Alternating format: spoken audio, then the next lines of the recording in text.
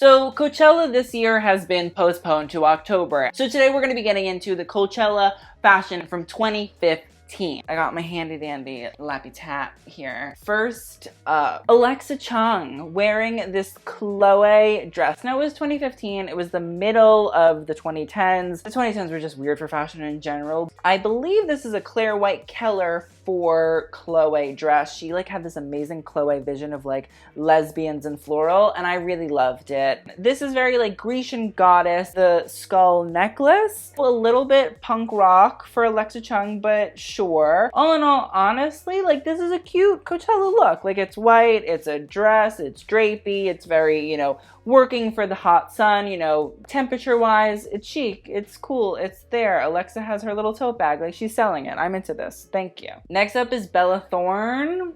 Oh, the flower crowns. No. Flower crowns were like such a thing, and it was like such a thing to make fun of. And then the flower crown like became so commercial that it wasn't even really flowers anymore. It was like little artificial flowers, and it's like that wasn't the point. Like pick the fucking daisies and make it yourself, Linda. Okay, Bella Thorne, back to her. The floral dress, she's just not cute. The fringe bag, oh my god, fringe was like such a thing then. Flower crown is like too low also. Have we noted that? No, sweetie, it's supposed to be here. It's supposed to be on your hair, and it also like droops so low.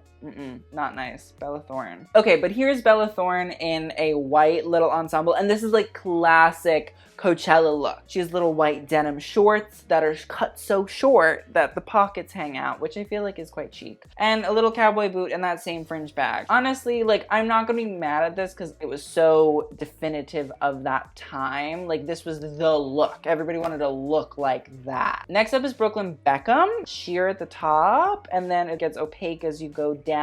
I'm interested in it, but it's paired with a black pair of, you know, jeans and Vans. And like, I feel like I'm gonna see a lot of Vans and I have to stop myself getting upset. Vans at that point were like so big. Everybody loved Vans. I had Vans. I had two. People still love it. Next up is Diane Kruger in this leopard moment with a little gladiator sandal, which, oh my god, remember the gladiator sandal? Thank God she's dead, unless it's like a heel, and even then it was rough. Also the military jacket, the little green canvas military jacket that every single person owned. Forever 21, H&M, and Zara literally made billions of dollars, I think, on green canvas jackets. It was like so definitive of the 2010s. But yeah, Diane Kruger putting together all things I despise. Good for her. Next up is FKA Twigs. Body, strappy, kind of Versace-esque, like BDSM, glitter, punk style. I love the pants. I love that they're like cutaway, dip in of crystals, and then it's like the pant has these gigantic slits, and it's almost like she's wearing a dress, but they're pants and shorts, but they have like a high-low effect. I don't know. I really love it. I'm very into it. It was poppin'. Then there was this FKA Twigs moment, and we have the same idea with the pants. She's wearing Craig Green. I'm wearing Nasir Mazar. British designers stick together. This bra top, I didn't think I would like it, but something about the graphic nature of this crystal bra top I'm kind of obsessed with. I think it's really cool. I think it's really chic. Oh, maybe the pumps aren't the hottest, but like listen, you need something to show off the Craig Green pants. You can't be a short person in Craig Green because it's just gonna box you in. Honestly, love it. FKA Twigs, once a fashion star, always a fashion star. The last FKA Twigs moment we're going to talk about is this dress. I don't know what it is, but I love it. These panels of sheer fabric with the black piping, glitter sort of print image that's sequined with gold. Like, I don't know what it is. Looks amazing. I'm obsessed with it. I like need to get into FKA Twigs more, obviously. Next up is Emily Ratajkowski, and like she is wearing the definitive Garage Girl experience. Like, remember Garage, that store? This was the style. I mean, ribbed bodysuit with X marks the spot over the cleavage. It's basic, but again, it was of that time. I just want to note, I feel that like this Emily Ratajkowski look is so definitive of 2010's moment where going to these festivals was a really, really big thing. At that point, it was really still kind of niche and wasn't like super duper mainstream. You know, with Warped Tours and sort of like Vans, punky brands and bands sort of out there, people were dressing like this, and it is quite like darker, less bright and happy feel to it. Then there's Emily Ratajkowski again in a DVF dress, and listen, I'm telling you, Coachella at this point, the American brands wanted in. Diane Von Furstenberg, the queen, inventor of the wrap dress and American princess, we stand. This dress, honestly, I kind of love it. I love a wrap dress. I feel like it can be very chic and sexy and young, and I kind of miss when like Diane was like still on the prowl making good shit. Never forget, R.I.P. Shout out to Michael Hers, an icon, living legend, forever and for always. With the desert boots, like I get it. It was part of the time. Like that's what everybody was wearing. Like, fine, I get it. But I think this dress was a good choice. It's very floral. It's very pretty, but it still is a little bit edgy in terms of color. Then there was Fergie at the Moschino party. And remember when Moschino was like so big? This was like around that time. Oh my God, Jeremy Scott put out like the McDonald's collection, the Barbie collection. Like he was like the tits at that point. I kind of like this. I have to say, the little black bra underneath, I'm not super mad at because it's matched with these little yellow quilted shorts with black leather and chain, which I feel like is kind of like a reference to Karl Lagerfeld and like taking the piss out of Karl Lagerfeld. And it has a little matching jacket that's a little like bolero, which I think is so cute, so good. It has the Moschino chunky necklace, which I also love and adds to the whole aesthetic, and little black bag as well. Like it's just very cute, except the shoes. The shoes are bad, but she probably has a contract, so who knows. Honestly, very cute, very Fergalicious, definitious, make the boys go crazy. I'm going crazy. Next up is Florence Welch. And you know, Florence and the Machine, a legend, an icon. I feel like she wasn't really like a Gucci girl at this point. I don't feel like Alessandro Michele had put out his preeminent collection at this point in 2015. Collection that really changed how Gucci was. And Florence then became a Gucci person. So, you know, now we think about her very Gucci-esque. And here I don't think she was. But honestly, I don't mind this. I think the scarf is a cute little paisley accessory. We love that. A little white jean. Don't love the fringe at the bottom, but we'll deal with it because it was 2015. And you know, the little puffy sleeves, maybe that's why Alessandro was like, oh, I like her, because at that point he had that very puff sleeve aesthetic, you know, the pussy bow blouses, and that's why he wanted to work with her. Oh, Gigi Hadid and Cody Simpson, the relationship. Let's talk about Cody Simpson first. He's wearing this fringe poncho with a little hat and a little bolo tie and a Harley Davidson and a denim short and a black pair of Vans. Not that cute, but like very of the time, of Coachella, you know. Not my favorite. But Gigi turning a little bit of a look at that point. Like Gigi was kind of like just coming on the scene, I feel, here. So this was like big deal for her. I like the headscarf. Very cute, very hippie, very like 70s. The little white sheath dress with the slit at the thigh, I'm into. I like that it's belted and she's barefoot. Like, I'll give her credit because like this was kind of a cute little look. The girls weren't doing that style yet. Into that for Gigi, and I like the headscarf. It's cute. So next up is Gigi Hadid in costume jewelry that like is meant to be Indigenous American inspired, and a belt.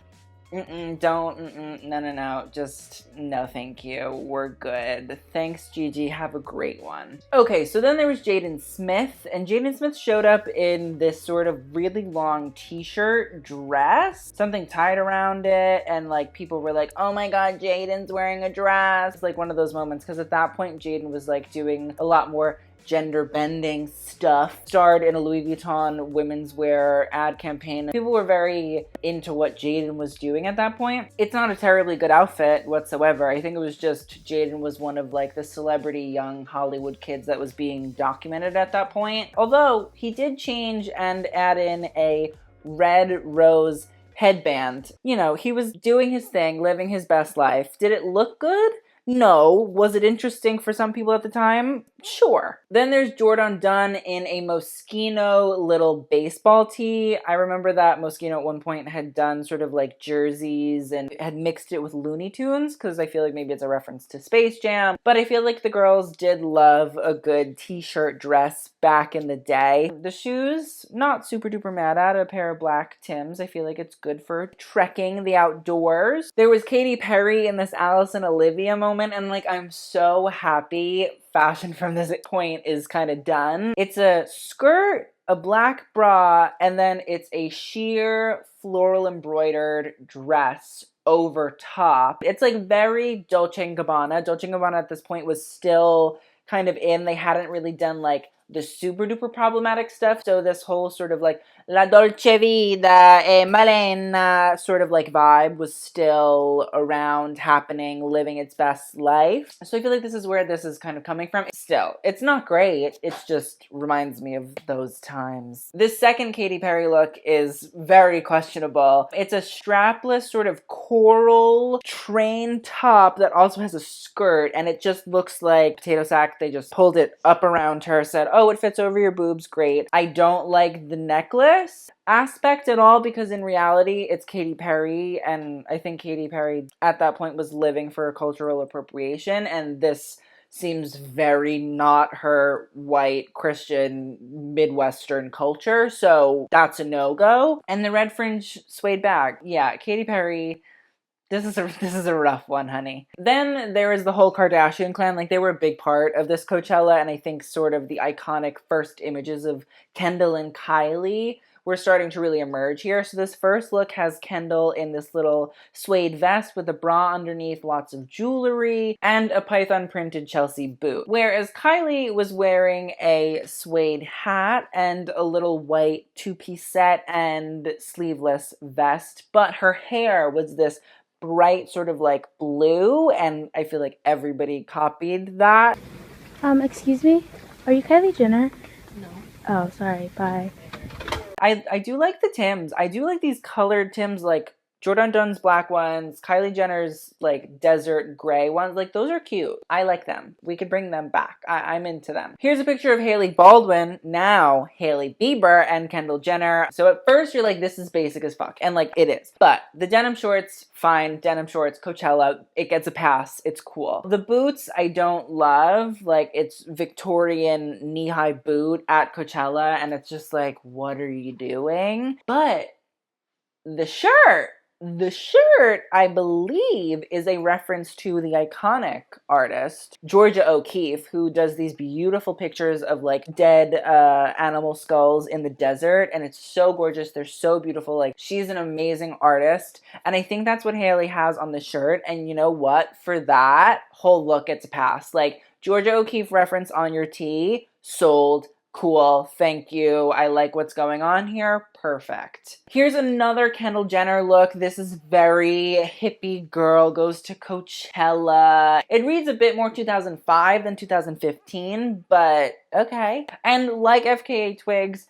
these are the pants that sort of were shorts, and they sort of cut away and create a skirt effect, but it's pants. And I guess these caught on for a second, or they tried to make them happen. They never really like happened in the real world, but I will say at that point, it seems like the girls were trying to get that silhouette going. She's wearing the same python boots and a fringe bag. In reality, the outfit sucks. Like, it's awful, it's terrible now by today's standards, but at that point, like, maybe the girls were like, well, this is so chic. Next up is Kendall, Kylie, and Chloe. And what I said before about the whole cult, oh no, I don't know what's going on with Kylie's hair. But okay, let's start at Chloe. Chloe looks like the older sister at your like graduation party. Like, it's not about her, so she's not going to dress to impress whatsoever. Who cares? Who gives a shit? Let's get to our Coachella babes, Kendall and Kylie. First up, Kendall. She's wearing a sort of vintage t-shirt. Don't really know it, but all this jewelry. She has like shit tied in her hair. Like, what are you? A witch? Like, you tying shit in trees? Like, tying spells and ribbons?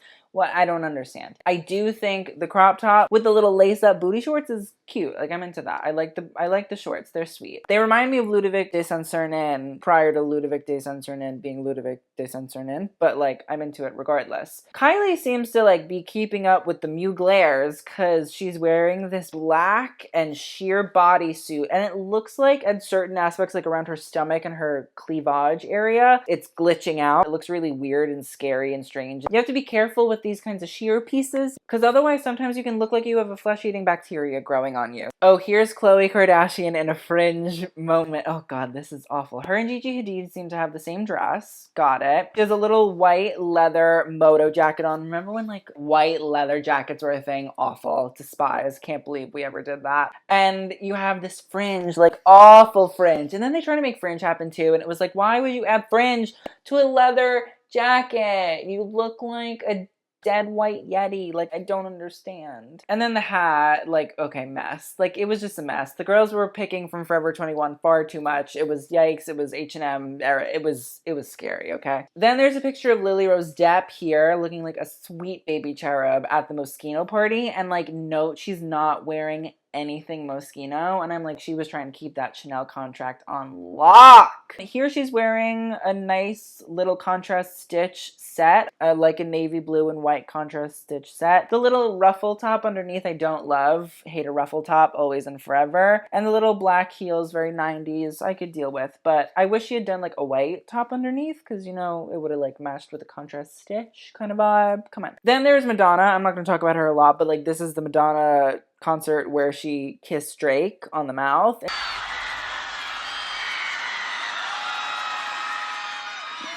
Madonna.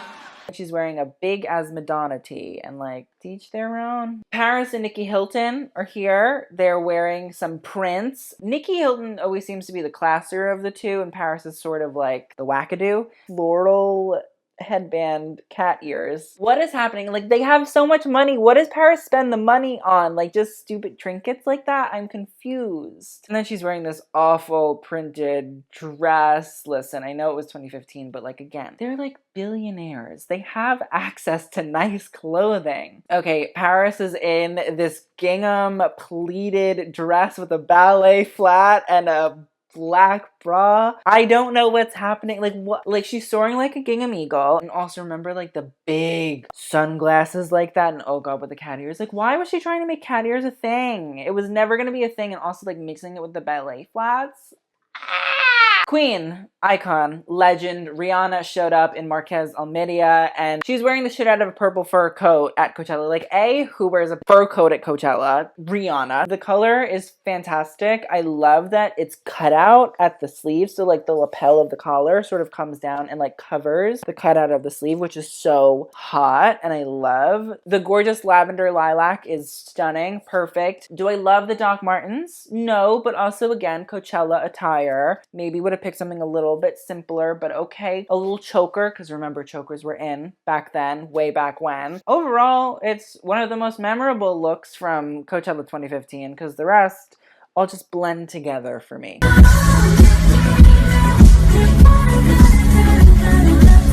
There was Tyler, the Creator, and at this point he was promoting and doing his Golf Fleur brand. It's very sleek, it's very minimal, it's a nice little golf hat, which honestly I kind of like that hat, would purchase. A white t-shirt that says golf, I assume a pair of yellow shorts, also by his brand Golf. Fleur golf socks, and some little Vans, which also I believe Golf Fleur does shoes, so it seems like it's a whole Golf Fleur experience. Honestly, I like Tyler, the Creator. I like the clothing. It's very simple. He's not trying to be something that he's not. He's selling merch that is kind of upscale luxury sort of style. I'm into it. Cool. Love that for him. Here, very classic, chic Coachella performance look. I'm not mad at. Victoria Justice.